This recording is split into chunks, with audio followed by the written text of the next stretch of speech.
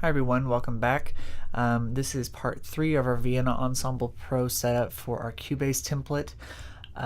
In this part we are going to look at how to go ahead and do expression maps to trigger the articulations we've set up, and then we're also going to look at a few little finishing things to make the template more useful for media composition and the like. So to get started, we need to go ahead and I've already done this for the majority of these, so I've made a sample MIDI track that we're going to use for this. But to get started, we need to determine which library we're going to start with, obviously. And for this one, I've chosen to use Spitfire chamber strings. The way this library is set up, or the way I'm using it, is for UACC. So I've gone ahead and went in here and locked these to UACC, and then what that will do is make it to where I don't accidentally trigger using something else, but I'm going to go ahead and set it to where I have two channels. Everything that's on the top is going to stereo 1, so that'll be the long articulations. Everything that's on the bottom is going to be stereo 2, so the short articulations. There's really no reason that it has to work like that. It's just the way I chose to do it. So in this particular library, there are 15 separate articulations in this patch anyway. So everything that's on channel 1, I'll keep routed to the longs. Everything that's on channel 2, I'll keep routed to the shorts. So inside of Cubase, you find your MIDI track and then click on your expression map guy over here in the inspector. If you haven't started, it will say no expression map. Clicking that will bring up a menu that will show any expression maps you already have, but we want to scroll all the way down to the bottom and choose expression map setup. The first thing that happens whenever you load this up is that you have a blank map right here, so we're going to go ahead and hit the plus sign and we'll call this sample. I usually name it pretty well exactly the same as what the MIDI track is, unless it's one that I can share across libraries. One of the things that's really great about the UACC setup is that they do work pretty much across all of Spitfire's things. It's kind of the point. So also the Berlin series of things from Orchestral Tools, a lot of their libraries are kind of interchangeable, at least within the major libraries. So the Berlin brass, all of the trumpets use the same key switch or not key switch, expression map in my template. So anyway, you can always edit the name of this and the links carry over, but for now I'm going to name it specific to that MIDI track so I can keep up with it. So I'm not going to do all 15 of the articulations. I'll just do 3 of each. So we'll start with 6. And when you're doing it in this sort of process, it doesn't matter what order you put them in yet. If you're using a tablet, it will eventually matter which order you choose to do it in, or it just gets really confusing, one or the other. Because eventually this remote category has to line up with the MIDI notes that we're triggering, and looking all of those up opens the door for quite a bit of error. So to get started, I'm just going to go across my long and my short categories and choose some random ones. So we've got longs, we've got consortino, then we've got Solpont. Then for the shorts, we'll use Pitts, and we'll use Bartok, and we'll use Coligno. Okay, so there's our names. The next thing that we need to do is assign an articulation. So this first column is the one that we're shooting for. Some of these you will find we have predefined templates. So for Collegno, the techniques already there, so I can choose that and it'll pop up the name here and it brings up something here. Bartok Pits, that's one technique. Pizzicato, Solpont, I believe. Maybe not. Thought there was. Nope. Maybe Concertino. Yep. Okay. All right. So we've got all of those that were predefined. So for the ones that aren't, we're going to click here and then choose Add Custom Articulation. That will bring up a symbol. It's not always the staccato. It goes in some order. I haven't gone far enough in to know what the order is. So for each one, I'm going to click on the articulation that it assigns to it twice, and then I'm going to choose text. I'm going to keep it all lowercase just for consistency's sake, and I'm going to change it to direction. For the next one, click twice, change it to, I forgot what we're doing, Solpont, change it to direction.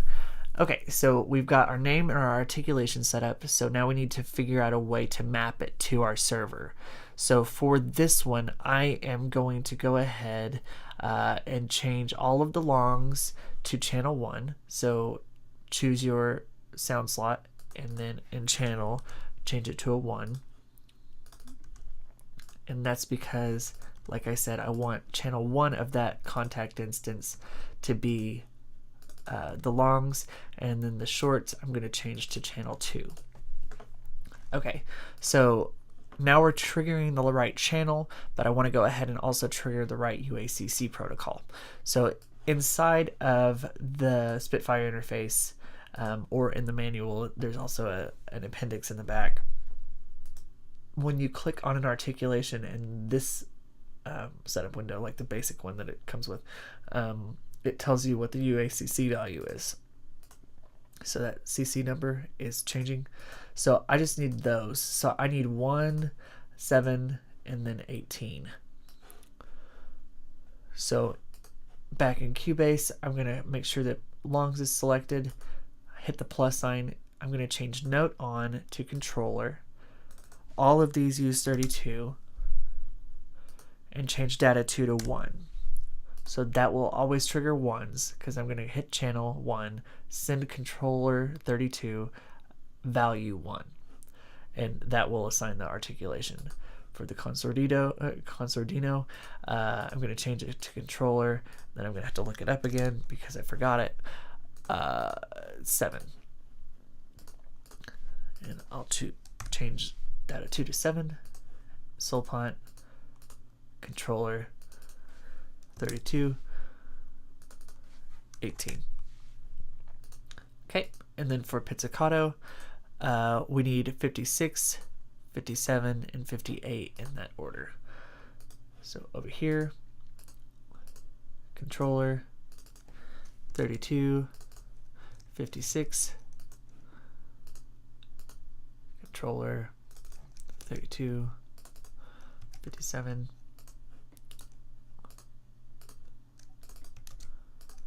and 58. Okay, so now we have all of our articulations that are set up to where they will trigger the specific channel and send the specific CC value that we need to activate the articulation. Now what we need to do is figure out how we're going to actually trigger the expression map. If you don't want to trigger it with some sort of a controller and you just want this to be something that you can view in the editor, it's as simple as just close this out and change to the one that you just defined. Those will be there by default, and then whenever we have a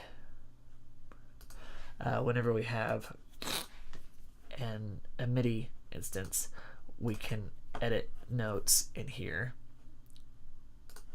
Sorry, I keep forgetting where the pencil is.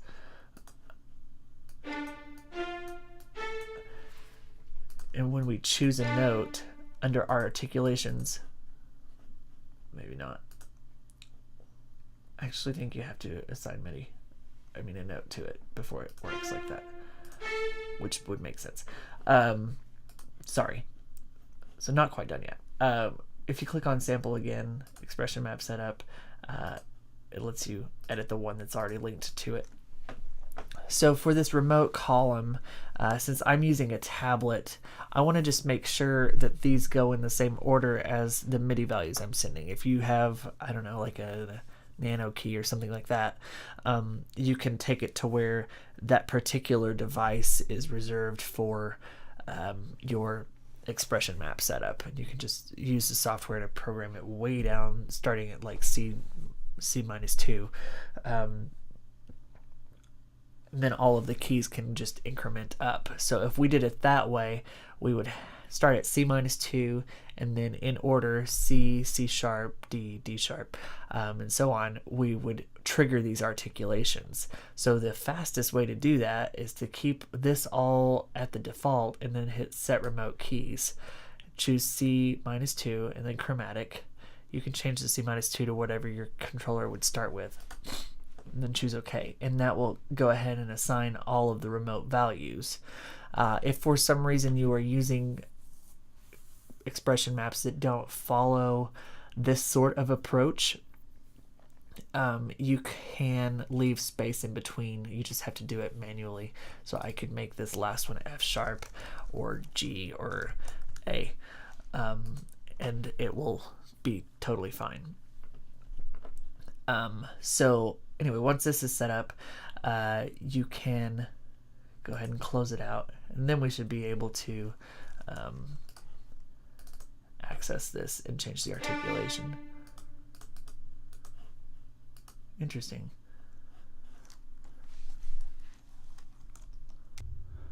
So I've made a mistake. Sorry about that. So I thought that whenever I had originally done this, I had switched everything to be directions instead of attributes, because that's what the normal techniques and that kind of thing, or directions, were.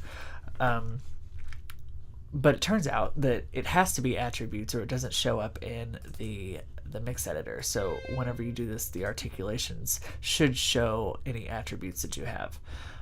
So that's problematic. I need to go ahead and go through the rest of my template and fix all that, but for purposes of the demonstration, I've gone ahead and just switched those all back. So do make sure that you use attributes, not directions. Anyway, so once you have all of that there, you can go ahead and go into your editor, select the notes that you want to apply a specific articulation to, and then choose it. And then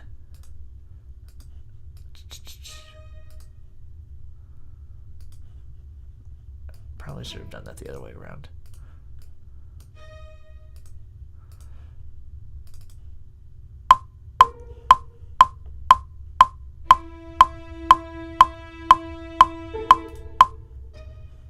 So now we've got the expression maps triggering the way that they're supposed to, so that's all well and good.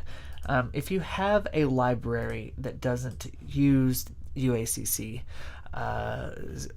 for example, the Berlin strings ones, or Berlin series period, I have those set up to where they just work in channels. So my violin patch, or violin 1 patch, all of these, if you'll look at it, just trigger channel 1 or channel numbers, and that just goes down the contact instance and triggers them in order, well, mostly in order, because my channels got out of order of my tablet. So that's pretty much it. It gets a little more complicated whenever you start doing the lemur thing, but not really that bad. So I'm gonna go ahead and delete these. Okay, so a couple of other things. When you're doing a template, you need to balance it.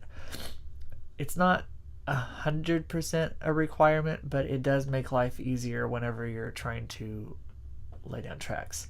And by balancing, what I mean is the overall balance within a section. It doesn't make sense to try to balance like a flute to the brass section.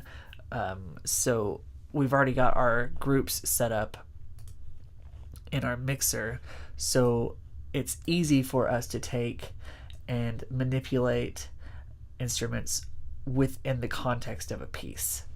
I mean, we've got plenty of capability to do that. What is sort of not easy to do on the mixer side is, why is that up so high? Is that we will have issues with timbre and that kind of thing not being quite right.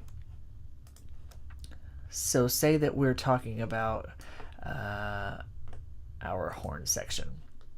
So if we look at the Spitfire, I don't know, let's do their trumpet, the solo trumpet.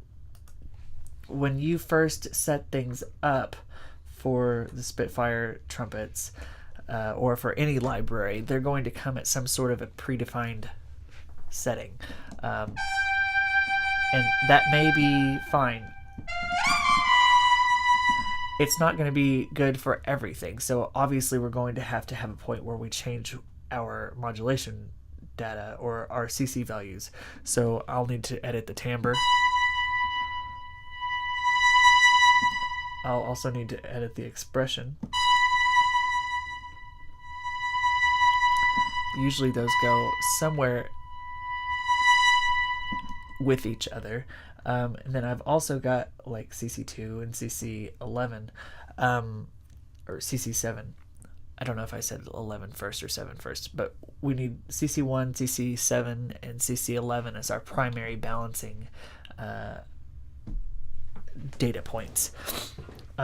It does not make a lot of sense, in my most humble opinion, to use the mod wheel or CC1 as your balancing point.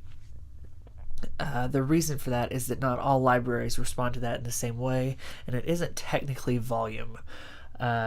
Timbre usually goes hand in hand with volume, but in the sample world, if you want the aggressive, brassy nature of someone that would require a real life player to be blowing their guts out, then you can have that at a pianissimo dynamic level. So they're not necessarily the same, but expression and volume do directly relate to amplitude or decibel level. So what we're going to do is use CC1 and CC11 as variables, and we're going to use CC7 or main volume as our primary balancing point. So what I've done here is I've created a new lane or a new MIDI track called balance, and inside of that I have 2 events. I just have drawn them in, and I've set CC1 64, which should be exactly half of the range, and should put us at a nice mezzo forte or a medium dynamic level. Then I'll obviously be able to manipulate that further once I start writing, but that's just our kind of starting point. And then I have another one that comes in the next bar that says CC11 is at 30. So then that goes into expression, and I have that one set to 30. The reason I have it set so low is so that I have headroom. Like, let's go into this Woods High. So right now, the sound that you're hearing is after I've done CC1 as 64 and CC11 as 30. And then I have all of the dynamic range of a manually manipulated CC11 after that. And I also have the freedom to move the modulation wheel in whatever ratio I want. What I don't want to do is make it to where I'm using CC. I personally don't want to make it to where I'm using CC7 as my balancing, my live adjustment. So if I have, that particular level right now, then CC7 main volume I still can adjust. And I'm going to use that to figure out the ensemble level that I want that instrument to be at. Since it's an ensemble patch, I'm going to let it be higher, but for the, let's say the flutes, A2. So we're at the beginning. We'll go at the beginning, flutes A2.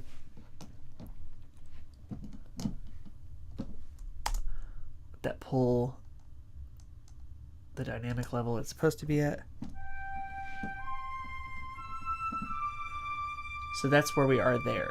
So in terms of where we want to set everything, I'm going to take just the little fader that I have attached to CC7, and I'm going to write in a wiggle as soon as I find where I want it to be.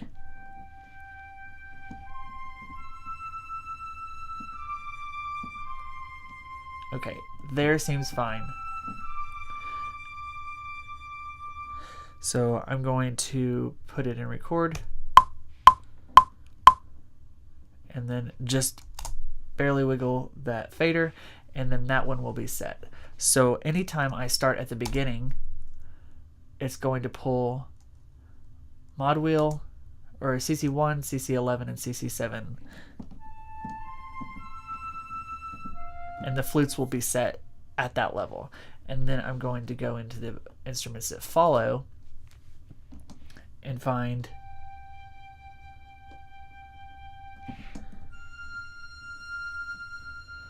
where I want them to be, and then do the same thing.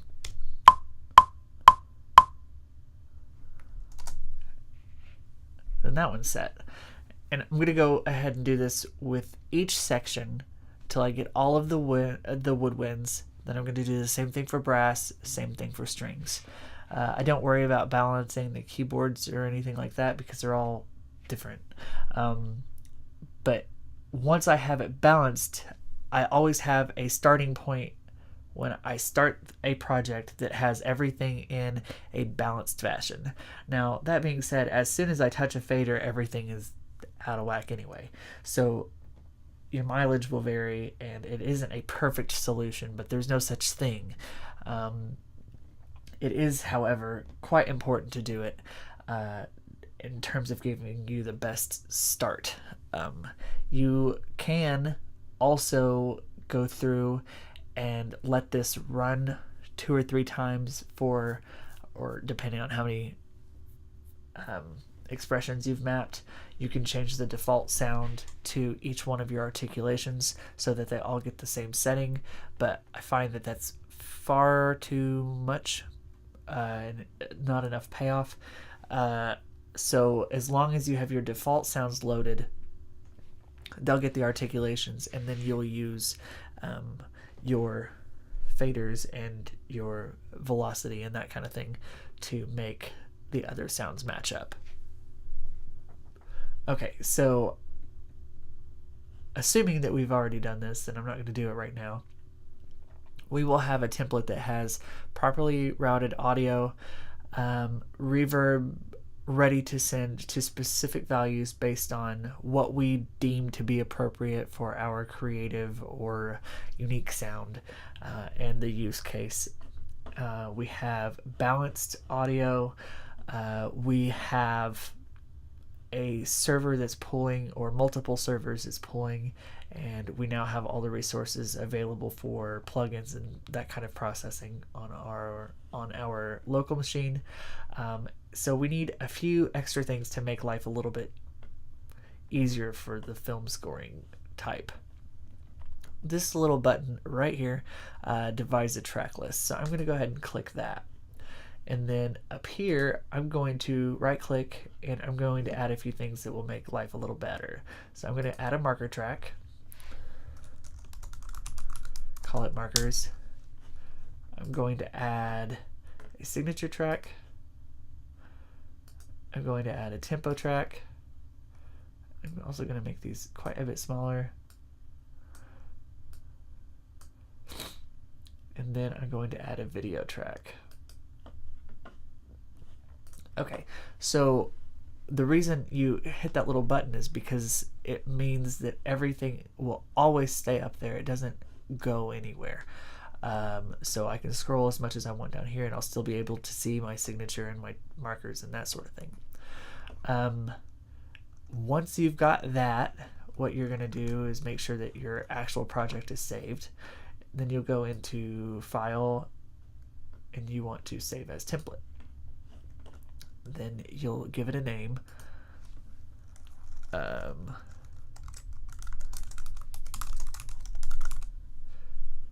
Click OK.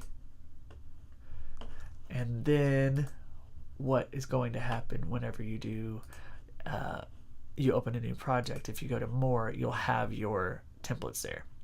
So I'll have dual server template and it will open with exactly this set of things going on.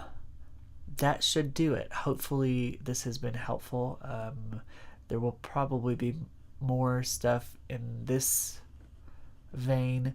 There will definitely be a video on lemur setup and that kind of stuff for anyone that wants to use a tablet in your writing workflow. I really like how that works.